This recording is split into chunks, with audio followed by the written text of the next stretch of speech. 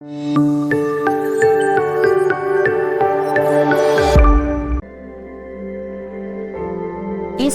ବାକ୍ୟ ମୋ ଚରଣ ପାଇଁ ପ୍ରଦୀପ ଓ ମୋ ପଥ ପାଇଁ ଆଲୁଅ ଅଟେ। ଗୀତ ସଂହିତା 18:33 ପଦ।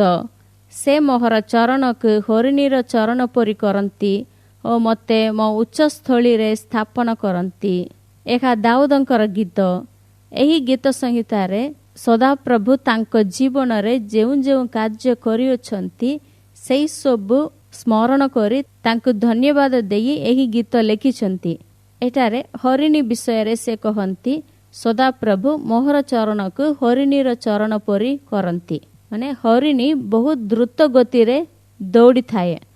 ସଦାପ୍ରଭୁ ମୋହର ଚରଣକୁ ହରିଣୀର ଚରଣ ପରି କରନ୍ତି ବୋଲି କହିଲେ ଏଠାରେ ତାର ଅର୍ଥ ହେଉଛି ଦ୍ରୁତଗାମୀ ଶତ୍ରୁଠାରୁ ରକ୍ଷା ପାଇବା ପାଇଁ ସକ୍ଷମ କରାଇଲେ। ସଦାପ୍ରଭୁ ଦାଉଦଙ୍କୁ ବଳ ଦେଇଥିଲେ, ତାଙ୍କୁ ସକ୍ଷମ କରିଥିଲେ ଯେ ସେ ଦ୍ରୁତ ଗତିରେ ବଞ୍ଚି ପାରିଲେ, ରକ୍ଷା ପାଇଥିଲେ।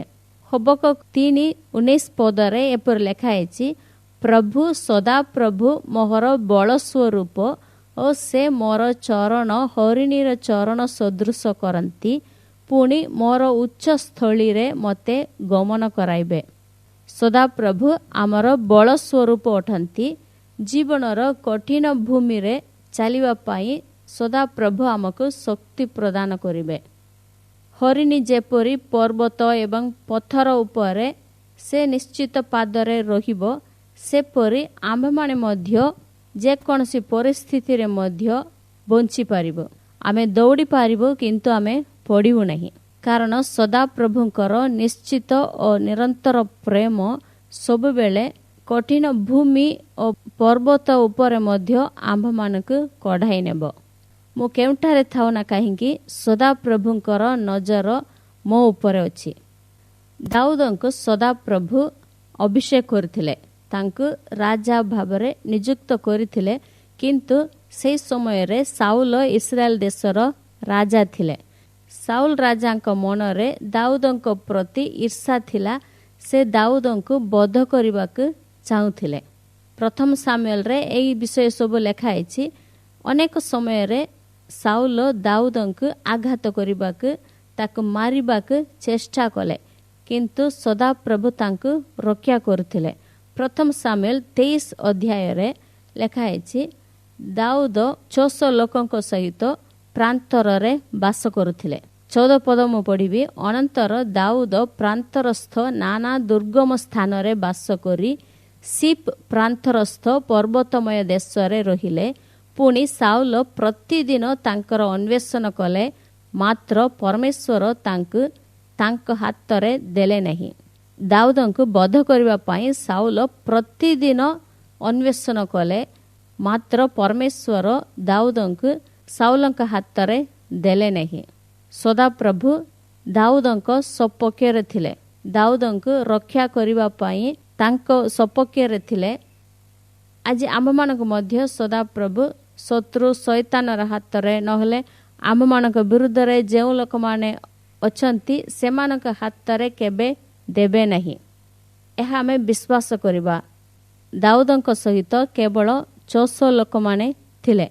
ସାଉଲ 3000 ଲୋକଙ୍କୁ ନେଇକି ତାଙ୍କୁ ଅନ୍ୱେଷଣ କରିବାକୁ ଗଲେ। 25 ପଦରୁ ମୁଁ ପଢ଼ିବି।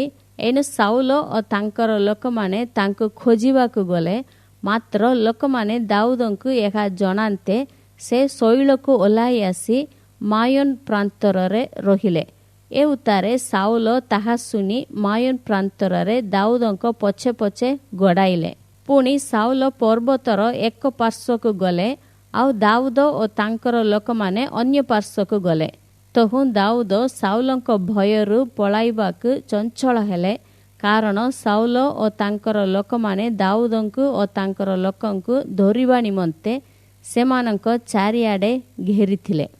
ଦାଉଦଙ୍କୁ ଖୋଜିବା ପାଇଁ ଯିଏ ଆସୁଛନ୍ତି ସେ ସାଧାରଣ ଲୋକ ନାହିଁ, ସେହି ଦେଶର ରାଜା। ଯଦି ରାଜା ତାକୁ ପ୍ରତିଦିନ ଅନ୍ୱେଷଣ କରିବ, ଖୋଜୁଥିବ, ହେଲେ ସେ କି ପ୍ରକାରେ ଗୋଟିଏ ସ୍ଥାନରେ ରହିପାରିବ। ଏଠାରେ ଆମେ ଦେଖୁଛୁ ସାଉଲ ଓ ତାଙ୍କର ଲୋକମାନେ ଦାଉଦଙ୍କୁ ଓ ତାଙ୍କର ଲୋକମାନଙ୍କୁ ଧରିବା ନିମନ୍ତେ ସେମାନଙ୍କ ଚାରିଆଡ଼େ ଘେରିଥିଲେ। ଶତ୍ରୁମାନେ ଚାରିଆଡ଼େ ଘେରିଥିଲେ, ହେଲେ ସେ ସମୟରେ ବଞ୍ଚିବା ପାଇଁ, ପ୍ରାଣ ରକ୍ଷା କରିବା ପାଇଁ ଦାଉଦଙ୍କର କିଛି ଉପାୟ ନଥିଲା।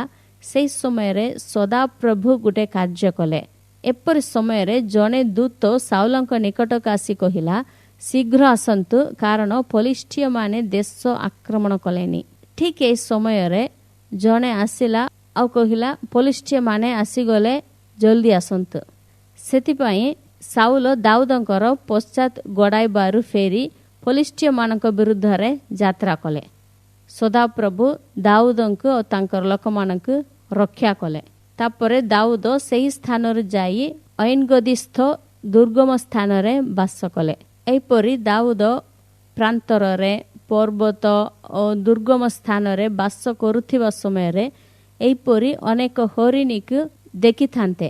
ହେଲେ ସେ ଭାବିଥିବେ ସଦାପ୍ରଭୁ ମୋହର ଚରଣକୁ ହରିଣୀର ଚରଣ ସଦୃଶ କରନ୍ତି, ଯେପରି ଶତ୍ରୁ ହସ୍ତରୁ ମୁଁ ଶୀଘ୍ର ବଞ୍ଚିପାରିବି, ସେଥିପାଇଁ ସଦାପ୍ରଭୁ ମୋହର ଚରଣକୁ ଏପରି କରନ୍ତି ବୋଲି ସେ କହୁଛନ୍ତି। ସଦାପ୍ରଭୁ ରକ୍ଷା କରି ମୋର ଉଚ୍ଚସ୍ଥଳୀରେ ମୋତେ ସ୍ଥାପନ କରନ୍ତି, ମାନେ ମୋ ପାଇଁ ଯେଉଁ ସ୍ଥାନ ସୁରକ୍ଷାର ସ୍ଥାନ ହେବ ସେହି ସ୍ଥାନକୁ ମୋତେ ପହଞ୍ଚାଇବେ।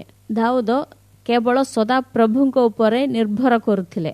ସେ କହନ୍ତି, ସଦାପ୍ରଭୁ ମୋତେ ମୋ ଉଚ୍ଚସ୍ଥଳୀରେ ସ୍ଥାପନ କରନ୍ତି। ଯେଉଁ ସ୍ଥାନରେ ଆପଦ ବିପଦ ଅଛି ସେହି ସ୍ଥାନରୁ ସଦାପ୍ରଭୁ ମୋତେ ରକ୍ଷା କରନ୍ତି। ମୁଁ ରକ୍ଷା ପାଇଲା ପରେ ମୋ ଉଚ୍ଚସ୍ଥଳୀରେ ମୋତେ ସ୍ଥାପନ କରନ୍ତି। ସଦାପ୍ରଭୁ ସେ ସାଉଲଙ୍କ ଦ୍ୱାରା ଯେଉଁ କଷ୍ଟ ପାଇଥିଲେ ସେହି ସବୁଠାରୁ ତାଙ୍କୁ ଉଦ୍ଧାର କଲେ, ଇସ୍ରାଏଲ ଦେଶର ରାଜା କରିଥିଲେ। ତାଙ୍କ ପାଇଁ ତାହା ଉଚ୍ଚସ୍ଥଳୀ ହେଇଥିଲା। ସେହି ତାଙ୍କର ସ୍ଥାନରେ ତାଙ୍କୁ ସ୍ଥାପନ କରିଥିଲେ। ଆଜି ଆପଣଙ୍କୁ ମଧ୍ୟ ସଦାପ୍ରଭୁ ଉଚ୍ଚସ୍ଥଳୀରେ ସ୍ଥାପନ କରିବେ। ଯଦି ଆଜିର ପରିସ୍ଥିତିକୁ ଦେଖିବା, ହେଲେ ସବୁଆଡ଼େ ଶତ୍ରୁ ଶୈତାନ ଲୋକମାନେ ମୋ ବିରୁଦ୍ଧରେ ଉଠି ଅଛନ୍ତି, ଆଉ ମୋର ଭବିଷ୍ୟତ କ'ଣ ହେବ, ମୁଁ ଆଉ କେମିତି ବଞ୍ଚିବି ବୋଲି ଅନେକ ପ୍ରଶ୍ନ ଉଠିପାରେ। କିନ୍ତୁ ଏହି ପଦକୁ ଆମେ ମନେ ରଖିବା, ସଦାପ୍ରଭୁ ଆମ୍ଭମାନଙ୍କୁ ରକ୍ଷା କରିବେ, ଆମ୍ଭମାନଙ୍କୁ ଶୀଘ୍ର ରକ୍ଷା କରିବେ, ଆଉ ଆମର ଉଚ୍ଚସ୍ଥଳୀରେ ଆମକୁ ସ୍ଥାପନ କରିବେ। ଏହି ପ୍ରଭୁଙ୍କ ବାକ୍ୟକୁ ଆଜି ଆମେ ମନେ ରଖିବା। ଆପଣଙ୍କ ଶତ୍ରୁ ଆପଣଙ୍କ ଠାରୁ ବଳବାନ ହୋଇଥିଲେ ମଧ୍ୟ ଆପଣ କହନ୍ତୁ, ସଦାପ୍ରଭୁ ମୋହର ବଳ ସ୍ୱରୂପ, ସେ ମୋହର ଚରଣକୁ ହରିଣୀର ଚରଣ ସଦୃଶ କରିବେ ବୋଲି ଆପଣ ବିଶ୍ୱାସ କରି ସ୍ୱୀକାର କରନ୍ତୁ। ସଦାପ୍ରଭୁ ମୋତେ ମୋ ଉଚ୍ଚସ୍ଥଳୀରେ ସ୍ଥାପନ କରିବେ ବୋଲି ଆପଣ କହନ୍ତୁ। ଆପଣଙ୍କ ଜୀବନରେ ଯେଉଁ ବିଷୟରେ, ଯେଉଁ କ୍ଷେତ୍ରରେ ଆପଣଙ୍କର ବଳ ନାହିଁ ବୋଲି ଆପଣ ଭାବୁଛନ୍ତି, ସେହି କ୍ଷେତ୍ରରେ ସଦାପ୍ରଭୁ ଆପଣଙ୍କର ବଳ ସ୍ୱରୂପ ହେବେ। ଏହି ବାକ୍ୟ ପ୍ରତି ଆମେ ବିଶ୍ୱାସ କରିବା। ଆପଣ ଯାହା ବିଶ୍ୱାସ କରିବେ ସେପରି ଆପଣଙ୍କ ଜୀବନରେ ଘଟିବ। ଏହି ପଦ ମାଧ୍ୟମରେ ସଦାପ୍ରଭୁ ଆପଣଙ୍କ ଆଶୀର୍ବାଦ କରନ୍ତୁ। ଆମେନ୍।